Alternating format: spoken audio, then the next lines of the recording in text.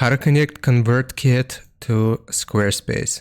So for this, we will use an intermediate software that actually links to two platforms called Zapier. So that's zapier.com. And I've just signed in with my Google account here. We want to click on Create and then choose the option for Zaps. Now, right here, we will need a trigger and an action. So for this, I'll click on Trigger and I'll search for ConvertKit. Just choose the option for ConvertKit like so.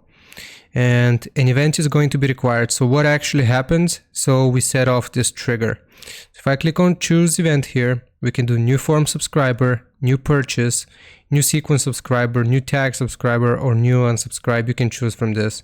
So I'll just add new subscriber here. And then I'm going to select continue. Now it's going to ask us to connect ConvertKit to Zapier here. So I'll just click on sign in and it will ask us to sign in here and use the API secret to continue to ConvertKit here.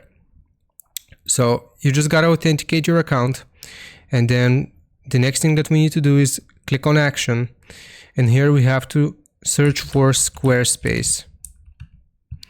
You will be able to find it here. So just click on Squarespace. And again, we have to select an event here. So what happens actually? API request or custom actions. So I'm going to do custom actions here. And I'm going to click on continue. And again, we will have to connect Squarespace here. So just click on sign in and complete the process, which is required of you here. It gives you a setup process. Basically, after we connect Zapier to Squarespace as well, we will have successfully created a trigger and an action from ConvertKit to Squarespace.